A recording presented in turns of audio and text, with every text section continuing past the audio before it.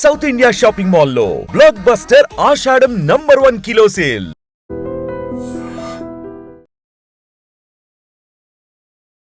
నమస్తే, welcome to I dream talking point with కవిత.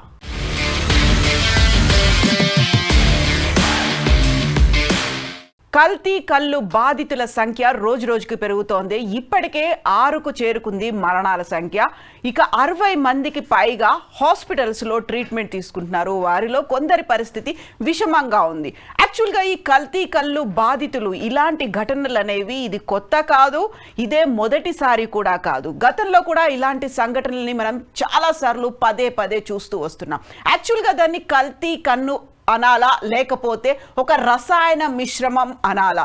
ఎందుకంటే దాంట్లో ఉన్నటువంటి కల్లులో కేవలం 10 లీటర్ల స్వచ్ఛమైనటువంటి కళ్ళు ఉంటే 150 లీటర్లకు పైగా వాటర్తో పాటుగా ఇతర కెమికల్స్ని కలపడం వల్ల తయారయ్యేటువంటి ఒక రసాయన మిశ్రమం. ఆ రసాయన మిశ్రమంతో కూడా అడిక్టివ్గా తయారవుతున్నారు. దానికి అలవాటు పడిపోయి బానిసలుగా మారి ఆ తర్వాత ఒకవేళ అలాంటి రసాయన మిశ్రమం ఉన్నటువంటి కళ్ళు కనుక దొరకకపోతే విత్డ్రాయల్ సిమ్టమ్స్ కావచ్చు, పిచ్చి పట్టినట్టుగా వ్యవహరించడంతో పాటుగా హెల్త్ మీదకి సీరియస్గా ప్రమాదాలు కొని తెచ్చుకుంటున్నటువంటి బాధితుల సంఖ్య విపరీతంగా పెరిగిపోతోంది.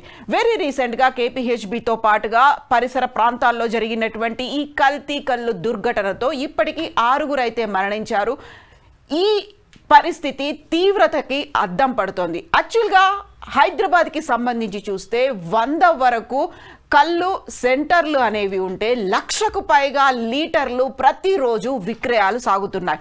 హైదరాబాద్కి సంబంధించి జాగ్రఫీని కనుక చూసుకుంటే హైదరాబాద్ రోజు రోజుకి విస్తరిస్తూ వస్తోంది. ఇక్కడ చుట్టుపక్కల 50 కిలోమీటర్ల వరకు తాటి చెట్లు అని లేకపోయినప్పటికీ కూడా కళ్ళుని ఇంత తీవ్ర స్థాయిలో ఎలా తయారు చేస్తున్నారు, ఎక్కడి నుంచి దిగుమతి అయి హైదరాబాద్కి చేరుకుంటున్నది అనేదే ఒక ఇంపార్టెంట్ క్వశ్చన్. ఎందుకంటే కళ్ళుకి సంబంధించి కూడా ఒక పర్టికులర్ టైం అనేది ఉంటుంది. ఆ తర్వాత అది పులిసిపోయిన తర్వాత రసాయన ప్రక్రియ జరిగిన తర్వాత అది కూడా ఆరోగ్యానికి హానికరం అనేటువంటి వైద్య నిపుణులు చెప్తున్నటువంటి ఈ నేపథ్యంలో పెరుగుతున్నటువంటి డిమాండ్కి తగ్గట్టుగా సప్లై కావడానికి తయారు చేస్తున్నటువంటి కెమికల్స్ ఏంటి? యాక్చువల్గా మనం చూస్తున్నాము ఇక్కడ కుకట్పల్లి పరిసర ప్రాంతాల్లో జరిగినటువంటి ఈ దుర్ఘటన నేపథ్యంలోనే అక్కడున్నటువంటి కళ్ళు కాంపౌండ్లని సీజ్ చేసింది ప్రభుత్వం. Prohibition and excise department seize చేసింది, పోలీసులు కూడా దాన్ని సీజ్ చేశారు.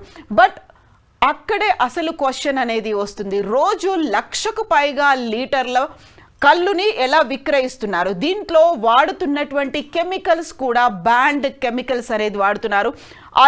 అల్ఫ్రాజోలం, డైజోఫామ్, క్లోరస్ హైడ్రేట్ ఇలాంటి వాటిని వాడడం వల్ల హెల్త్ మీద విపరీతమైనటువంటి ఎఫెక్ట్ పడుతుంది. What exactly is alprazolam, diazepam, క్లోరస్ హైడ్రేట్ అంటే అవి యాక్చువల్గా ఒక శరీరాన్ని కాస్త హాయిగా ఉంచేటువంటి పదార్థాలు, కెమికల్స్గా చెప్తూ ఉంటారు. రిలాక్సేషన్ కోసం ఉపయోగపడేవి. మెల్లిగా కొంచెం కొంచెం మోతాదుని ఎక్కువ కనుక చేస్తే ఎపిలెప్సీ అంటే మూర్ఛ వచ్చేటువంటి వ్యాధి లక్షణాలు కూడా ఉంటాయి. ఈ తీవ్రత అనేది రికమెండెడ్ లిమిట్స్లో కనుక లేకపోతే, రికమెండెడ్ పోర్షన్స్లో కనుక లేకపోతే అది నాడీ వ్యవస్థ మీద ఎఫెక్ట్ చూపిస్తుంది, హార్ట్ మీద ఎఫెక్ట్ చూపిస్తుంది. ఎట్ ద సేమ్ టైం కిడ్నీలు కూడా పనిచేయడం మానేస్తాయి. స్పృహ కోల్పోయి అదే మత్తులో ఉండడంతో పాటుగా లేవలేని పరిస్థితులు కూడా కనిపిస్తాయి. మనలో చాలామంది చూస్తూ ఉంటారు రోడ్ల మీద పడిపోయినటువంటి వ్యక్తుల్ని, నిద్రతో ఉన్నటువంటి వ్యక్తుల్ని ఎంత లేపినా లేవనటువంటి కొంతమంది పర్సన్స్ కళ్ళు కాంపౌండ్ల దగ్గర అలాగే వైన్ షాప్ల ముందు పడిపోయి కనిపిస్తూ ఉంటారు. వాటన్నిటికీ ప్రధానమైనటువంటి కారణం అందులో ఉన్నటువంటి కెమికల్స్. యాక్చువల్గా ఈ సీసాలు కనిపిస్తుందంతా కల్తీ కళ్ళు. దీన్ని కెమికల్స్తో కూడినటువంటి కళ్ళు. మరికొన్ని చోట్ల సింథటిక్ కళ్ళును కూడా తయారు చేస్తూ ఉంటారు. సింథటిక్ కళ్ళు అంటే ఏంటి? యాక్చువల్గా అందులో కళ్ళు కంటెంట్ అనేది చాలా తక్కువగా ఉంటుంది. మినపప్పు, foaming agent, colouring agent, citric acid వంటివి కలిపి సింథటిక్ కళ్ళును కూడా తయారు చేస్తుంటారు. ఇప్పటిదాకా మనం చెప్పుకుంది కెమికల్ కళ్ళు మాత్రమే. ఈ కెమికల్ కళ్ళులో కూడా ఆల్ఫ్రాజోలం, డైజోఫామ్, క్లోరల్ హైడ్రేట్తో పాటుగా నిషేధిత మత్తు పదార్థాలని కూడా వాడుతూ ఉంటారు. అమ్మోనియం రసాయన మిశ్రమాలు ఉన్నాయి, సోడా యాష్, కుంకుడుకాయ రసం ఇలాంటిది కూడా వాడి కల్లుని తయారు చేసి విక్రయిస్తూ ఉంటారు. డిమాండ్ అనేది పెరుగుతోంది, సప్లై అనేది తగ్గింది కాబట్టి ఇలాంటి ప్రమాదకరమైనటువంటి పరిస్థితులు అనేవి కనిపిస్తున్నాయి. ఆల్ఫ్రాజోలం కావచ్చు, డైజోఫామ్ కావచ్చు, క్లోరస్ హైడ్రేట్ కావచ్చు, ఇది డాక్టర్స్ ప్రిస్క్రిప్షన్ లేకుండా బయట దొరకని పరిస్థితి. అలాంటప్పుడు వందల కేజీల సంఖ్యలో వీటన్నిటినీ ఈ కళ్ళు తయారీదారులు ఎలా ప్రొడ్యూస్ చేసుకుంటున్నారు, ఎలా వాళ్ళ దగ్గర ఉంటున్నాయి అనేదే బిగ్గెస్ట్ క్వశ్చన్ మార్క్. యాక్చువల్గా ఏ రాష్ట్రాలు కల్తీ కళ్ళును బ్యాన్ చేశాయి? ఇక్కడ మనం చూస్తున్నటువంటి ఈ విజువల్స్లో డిఫరెంట్ హాస్పిటల్స్లో ఐసీలో ఉన్నటువంటి బాధితులని మనం చూస్తున్నాం.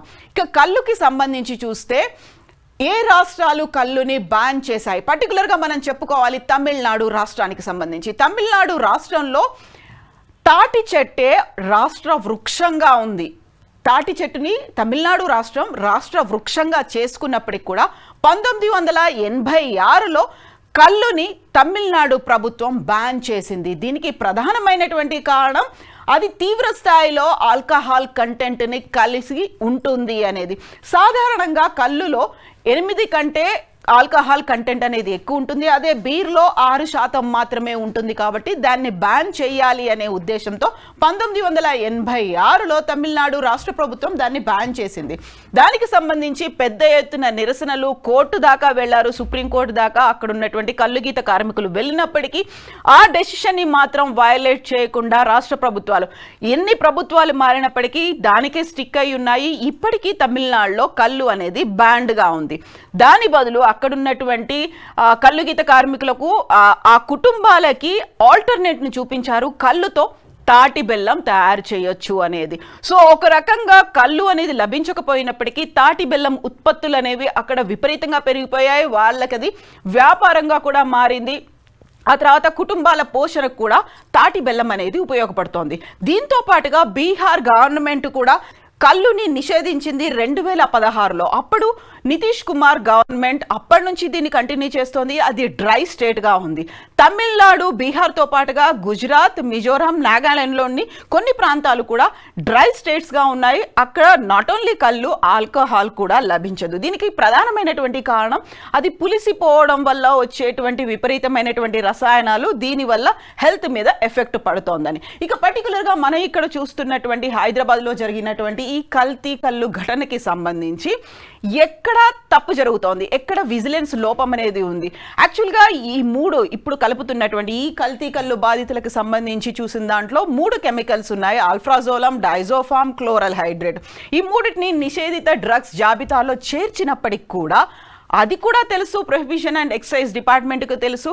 అడపాదడపా ఇలాంటి ఇన్సిడెంట్స్ జరిగినప్పటికి కూడా ఖచ్చితమైనటువంటి విజిలెన్స్ని ఎందుకు పెట్టలేకపోయారు? 6 ప్రాణాలు పోయాయి, 60 మందికి పైగా ఇప్పటికీ హాస్పిటల్స్లో ఉన్నటువంటి సంఘటన. ఎందుకని ఇలాంటి ఘటనలు పదే పునరావృతం అవుతున్నాయి? ఈ 3 రకాల కెమికల్స్ని వాడడం వల్ల వాళ్ళు అడిక్టివ్గా మారిపోతారు. ఒకవేళ సడన్గా దొరకని కండిషన్ ఉంటే విత్డ్రావల్ సిమ్టమ్స్ ఉంటాయి. వీక్షకులకి గుర్తుండే ఉంటుంది, నిజామాబాద్లో కొంతమంది కళ్ళు తాగేటువంటి వ్యక్తులు కళ్ళు కాంపౌండ్ల ముందర నిరసన కూడా చేశారు. ఎందుకంటే వాళ్ళకి అదే కళ్ళు, అదే రసాయనాలతో కూడినటువంటి కళ్ళు కావాలి అనేది. ఇప్పుడు ఇక్కడ మనం గాంధీ హాస్పిటల్తో పాటుగా ఉస్మానియా హాస్పిటల్, నిమ్స్ హాస్పిటల్లో కూడా బాధితులు ఉన్నప్పటికీ చాలా వరకు ఎర్రగడ్డ మెంటల్ హాస్పిటల్లో కూడా కళ్ళు, ఈ రసాయన కళ్ళు బాధితులు అనేవాళ్ళు అడ్మిట్ అవుతుంటారు. దానికి ప్రధానమైనటువంటి కారణం పిచ్చి పట్టినట్టుగా వ్యవహరించడం అనేది ఈ 3టితో ఉండేటువంటి సైడ్ ఎఫెక్ట్స్. ఒక రకంగా హెల్త్ మీద ఎఫెక్ట్ చూపిస్తుంది, ఆ తర్వాత మానసికంగా కూడా ఎఫెక్ట్ చూపించేటువంటి లక్షణాలు ఈ 3 రసాయనాల్లో ఉన్నాయి. దీంతో పాటుగా సింథటిక్ కళ్ళు, అలాగే మిగతా నిషేధిత రసాయనాలతో తయారు చేస్తున్నటువంటి కళ్ళు, వీటన్నిటి మీద కూడా దృష్టి పెట్టాల్సినటువంటి అవసరం అయితే ఉంది. చాలా వరకు ఇలాంటి వింత సంఘటనలు, వింత ఒక మత్తు పదార్థాన్ని తయారు చేసిన తర్వాత గతంలో మనం చూసాము, కరోనా టైంలో కూడా విత్డ్రావల్ సిమ్టమ్స్తో పిచ్చెక్కినట్టు వ్యవహరిస్తూ శానిటైజర్లను తాగినటువంటి ఉదంతాలు కూడా మనం చూసాము. అలా కూడా చనిపోయినటువంటి కొంతమంది బాధితులు కూడా ఉన్నారు. యాక్చువల్గా ఇలాంటి ఇన్సిడెంట్స్ జరుగుతున్నప్పుడు ఎందుకని చర్యలు తీసుకోవట్లేదు? రోజుకి 1,00,000కు పైగా లీటర్ల కల్తీ కళ్ళు, రసాయన మిశ్రమంతో కూడినటువంటి కళ్ళు విక్రయాలు జరుగుతున్నప్పుడు అంతా తెలిసినప్పటికి కూడా ఎందుకని ఇలా వ్యవహరిస్తున్నారు? గతంలో బ్యాన్ చేసినప్పటికీ ఆ తర్వాత ఆ బ్యాన్ని ఎత్తేశారు. నీరాని ప్రోత్సహించాలి అనుకున్నారు. హైదరాబాద్ చుట్టుపక్కల ఈత చెట్లు పెంచాలి, ఎందుకంటే తాటి చెట్లు అనేవి కనుమరుగైపోతున్నాయని తెలిసిన తర్వాత ఇప్పుడు ఆ ప్రోత్సాహకాలు కావచ్చు అవన్నీ ఇప్పుడు అందట్లేదా? యాక్చువల్గా ఏం జరుగుతోంది? విజిలెన్స్ లోపం ఎవరి దగ్గర ఉంది? ఇక్కడ ఉన్నటువంటి బాధితుల్లో అవేర్నెస్ రావట్లేదు. ఒకసారి తాగిన తర్వాత పదే పదే అదే తాగాలి అనేటువంటి ఒక ఆలోచన ఈ బాధితుల్లో కనిపిస్తుంది కాబట్టి ఆ విక్రయాలు కూడా పెరిగాయి. ఆ తర్వాత తాటి చెట్లు లేకపోవడం వల్ల కూడా రసాయనాల వైపు చూడడం అనేది తయారీదారుల ఒక ఫస్ట్ స్టెప్గా తీసుకున్నారు. దీనికి తోడు అక్కడ డబ్బు ఉంది, పలుకుబడి ఉంది, రాజకీయాలు ఉన్నాయి, పవర్ కూడా ఉంది. ఇవన్నీ చేయబట్టి కళ్ళు కాంపౌండ్ల తయారీదారులు కూడా విపరీతంగా దీని వైపే వెళ్ళడం అనేది కనిపిస్తోంది. సో ఇలాంటి సంఘటనలు జరగకుండా ఉండాలంటే ఏం చేయాలంటారు? ఎవరి దగ్గర లోపం కనిపిస్తోంది? నిర్లక్ష్యం, అలసత్వం ఎవరి దగ్గర ఉంది? సో ఈ సంఘటన ఇది చివరిది అవ్వాలి అనుకుంటే ఏం చేయాలి? కామెంట్స్ రూపంలో తెలియచేయండి. నిజంగా ప్రస్తుతం ఉన్నటువంటి సమాజం దేనికి ప్రయారిటీ ఇస్తుంది? ఆర్థిక సంబంధాల చుట్టూ మాత్రమే తిరుగుతోంది. మళ్ళీ ఎన్నికలంగానే చాలా విరక్తి కలుగుతాం. మంచి అనిపిస్తుంది కదా, లేడీస్ కూడా ఛాలెంజింగ్ జాబ్స్ చేసినప్పుడు చాలా బాగుంటది. ట్రాఫిక్ అసిస్టెంట్స్ గా నియమించిన ట్రాన్స్జెండర్స్ అందరితో సాల్యూట్ చేయించుకుంటున్నారు. ఫుడ్ డెలివరీ ఇవ్వటానికి వెళ్ళినటువంటి డెలివరీ బాయ్ అనిల్ పై కళ్ళ ముందు పెళ్ళండి